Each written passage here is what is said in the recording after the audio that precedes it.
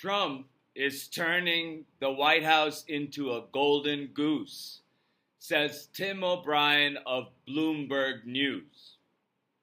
I'll just add to that Donald Trump is both turning the presidency into his own golden goose and slowly torturing and killing the real golden goose, that is, American democracy. Welcome to Law and Society, and let's talk about this. None of what Donald Trump is doing to enrich himself would happen if he was the president of Liberia or any other country. America is the proverbial golden goose, the land of opportunity that Donald is turning more and more into a land abound with his personal opportunities. The more Donald corrupts the office of the presidency, the more he assaults our buildings and governmental institutions. He's both stealing the goose's golden eggs while choking her to death at the same time. In her letters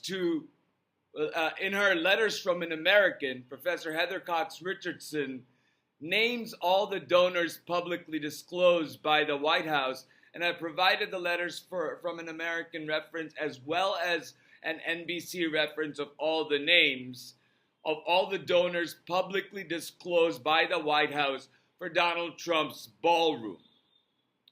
She refers to Clinton Labor Secretary Robert Reich calling the scheme pay to play. Here's from the letter. Economist Robert Reich notes that the list includes Google, whose CEO thanked Trump for the resolution of an antitrust case, Palantir, which has lucrative contracts with ICE, and Blackstone's Steven Schwarzman, who would profit from Trump's regulatory rollbacks for private equity. And this is what Robert Reich called pay to play. Tim Miller of The Bulwark says, Trump didn't drain the swamp, he joined it. You can listen to his full episode in the link provided below, and he has some pertinent information. And then there was that time that Tim Cook gifted Donald Trump a literal 24-karat gold bar as a stand for his Apple, whatever that was, glass. It was an open bribe that only scratches the surface of all the other dealings between Donald Trump and corporate America. Please check the references in the description box and read the letters and the references. It'll give you a broader idea of what I'm talking about. Because if I were to talk about all of that in detail, it would take hours and hours and days and days.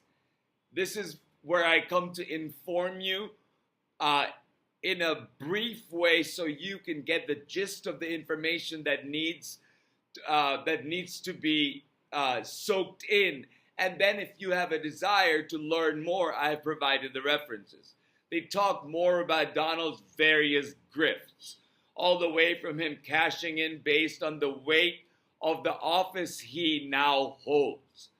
The corruption is hard to keep track of.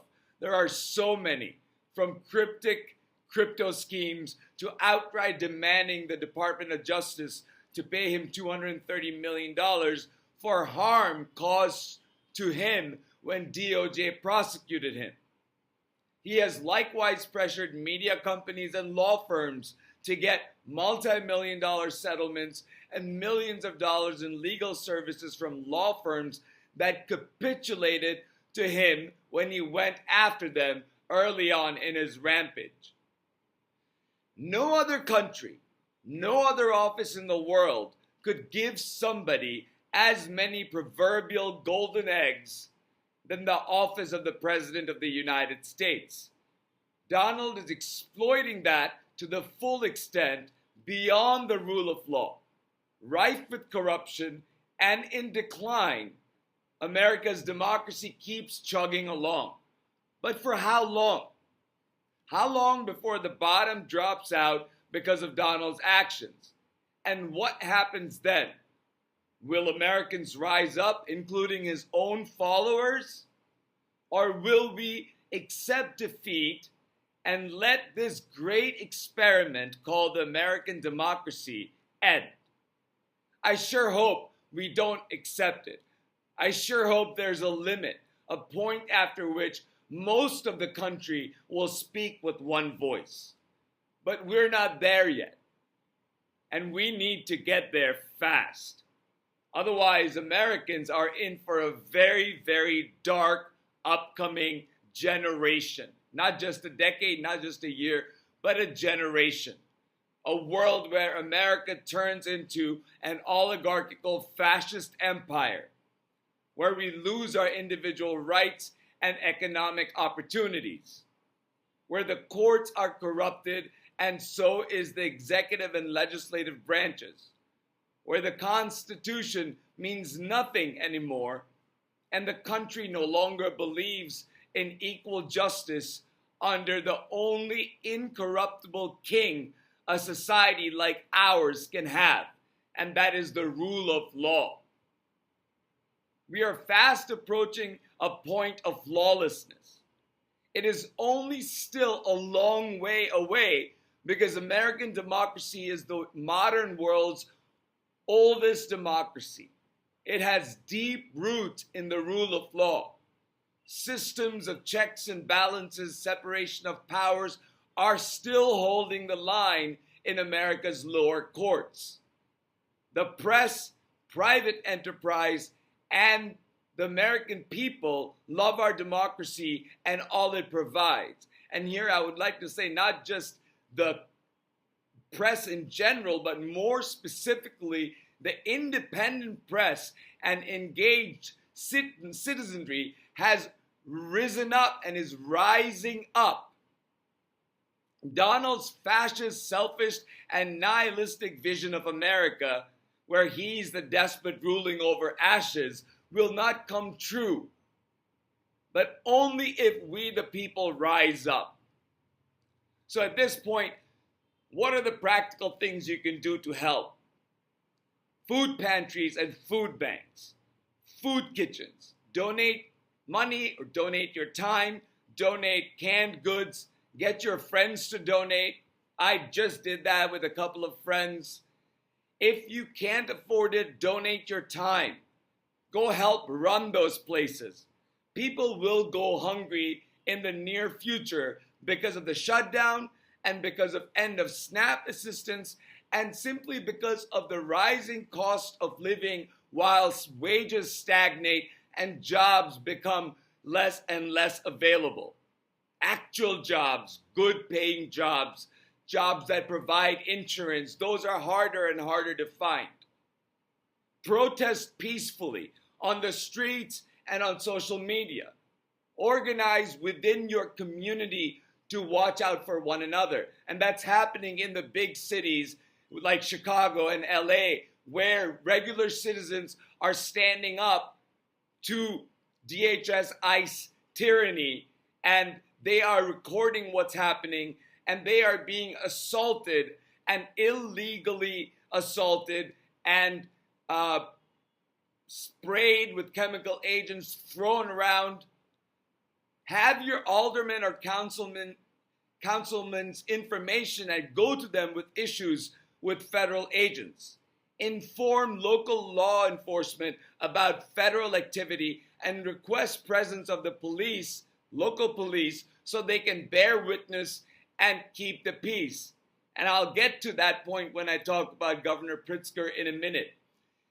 If you're out protesting on overpasses, please take extra water with you. Those places get hot and dry. Stay hydrated. Have your phones charged. As I said, record anything suspicious and inform them to the local authorities. Stay informed. Stay connected on social media. Use it as a tool to build cohesion when Donald and MAGA are using it for division. Turn the tables on them in every forum. Always remain peaceful, but use words that cut deep into their souls. Like Donald Trump and his enablers are attacking American democracy from within, and they are enemies of the American people. Not the MAGA followers, but the henchmen and the enablers. I am very specific about who I am talking about, and that is Donald Trump, Stephen Miller, Russell Vought, and Tom Homan, Kristi Noem, Pete Hegseth, RFK Jr., these henchmen, and Hassert and Caroline Levitt, who enable him, and the corporate oligarchical America that is coming out in support of an oligarchy, a fascist oligarchy. Those are the enemies of the American people. Donald and his enablers are traitors and seditionists who are undermining our republic, our economy, and disrupting the lives of millions, only to enrich billionaires and take a cut for themselves. Use your words and be heard. And now, as I was writing this, I wrote this, and then I went to bed, and then I woke up, and then there was Stephen Miller threatening Governor Pritzker with seditious conspiracy and telling federal agents that they have complete immunity because of the Supremacy Clause. The Supremacy Clause of the Constitution says this Constitution and the laws of the United States and all treaties made under the authority of the United States shall be the supreme law of the land. So anything in the Constitution or laws of any state to the contrary notwithstanding. Important part. Anything in the Constitution or laws of any state to the contrary notwithstanding. So the Supremacy Clause only comes into play when there is a specific federal statute or constitutional provision that a state goes against directly. And there's no sort of mechanism for the Supremacy Clause to kick in when there is no federal legislation or constitutional provision or other act of Congress that would contravene that state action.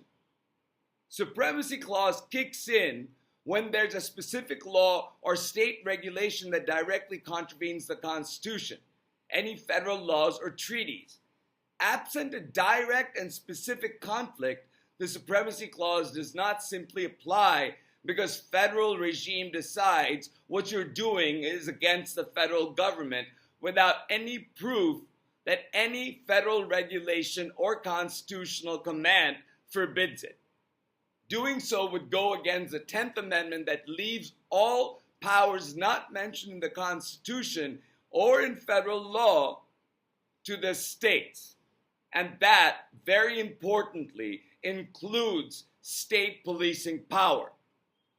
Now, about the seditious conspiracy bit. The statute says, if two or more persons in any state or territory or in any place subject to the jurisdiction of the United States conspire to overthrow, put down, or to destroy by force the government of the United States, or to levy war against them, or to oppose by force the authority thereof, or by force to prevent, hinder, or delay the execution of any law of the United States, or by force to seize, take, or possess any property of the United States, contrary to the authority thereof, they shall be fined under this title and imprisoned for not more than 20 years or both. Well, Governor Pritzker's executive order created a commission that would hold all evidence and record of what federal agents are doing and how they're violating the Constitution and its commands under the 1st, 4th, 5th, 6th, 8th. And if other states are involved in claims of violations of sovereignty rises, then the 14th Amendment. And here I'm talking about the Texas National Guard going into Illinois. I would hope that Illinois would be able to sue Texas to say you cannot have your guard here. It violates our sovereignty. The federal government doesn't have the power to deprive people of their constitutional rights. That is not subject to the Supremacy Clause. If states police come to keep the peace and stand between the public and federal agents, they're performing their policing duties vested to the states.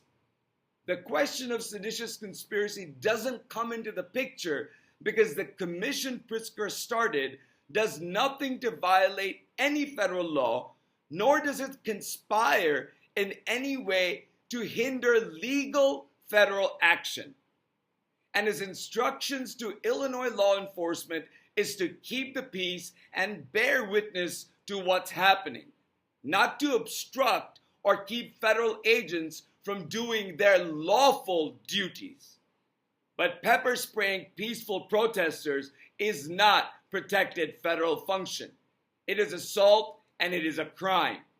Throwing people around, chasing people through neighborhoods, using smoke grenades and chemical agents on peaceful protesters or resistors who demand a judicial warrant are not federal functions. They are abuses by the federal government that encroaches on state police power and the constitutional rights of individuals.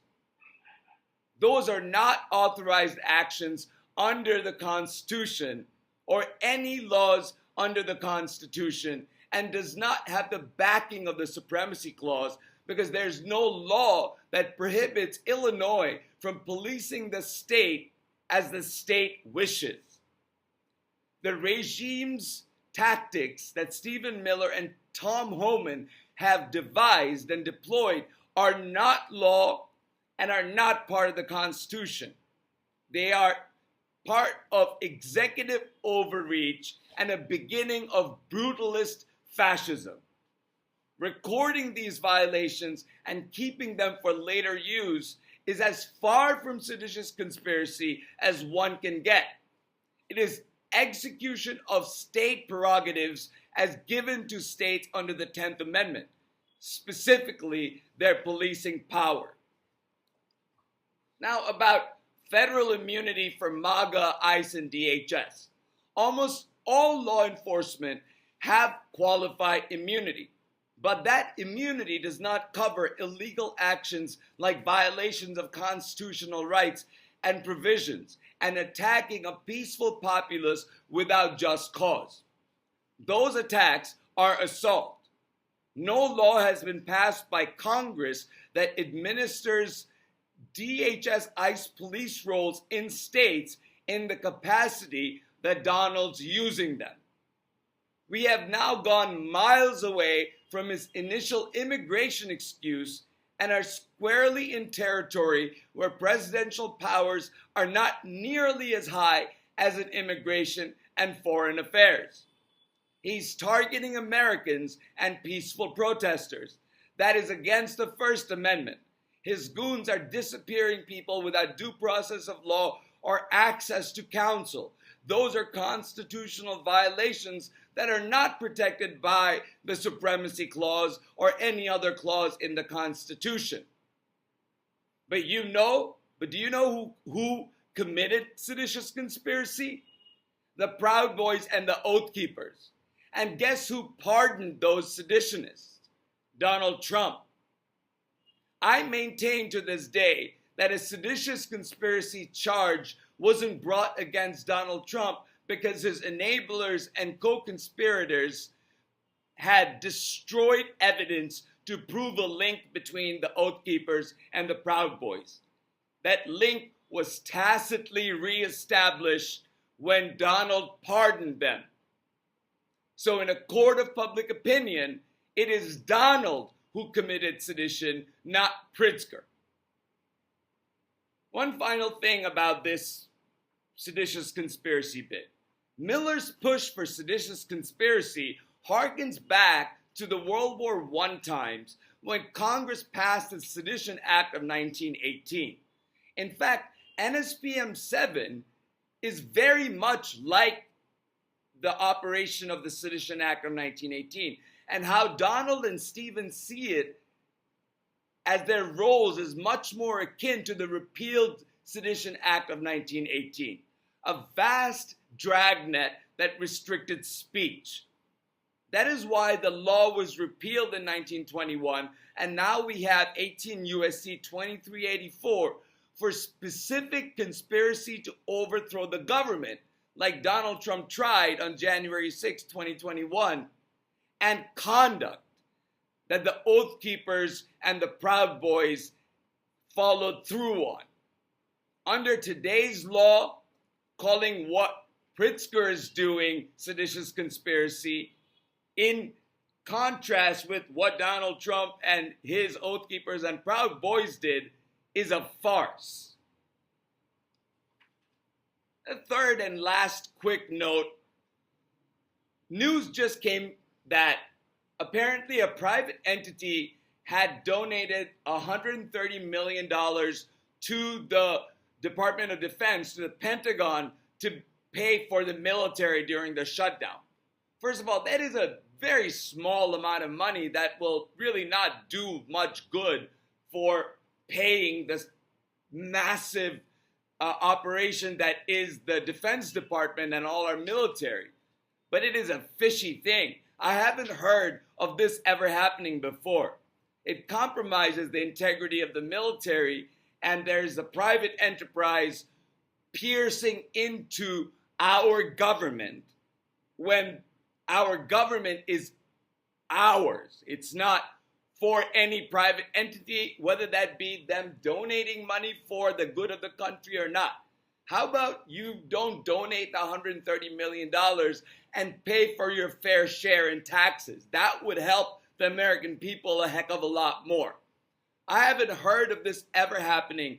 Compromises the integrity, like I said, and I am not aware of any time in the last 100 years that this has happened.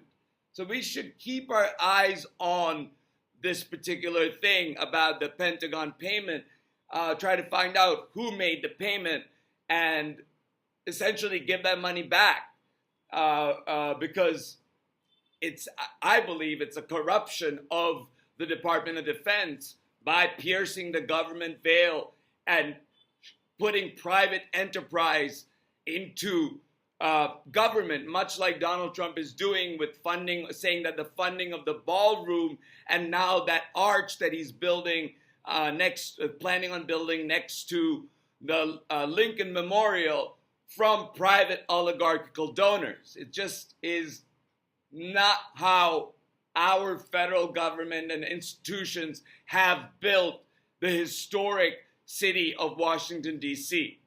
With that said, please keep paying attention. Do whatever you can. Spread the word. Remember to like, share, and subscribe. And I will talk to you soon.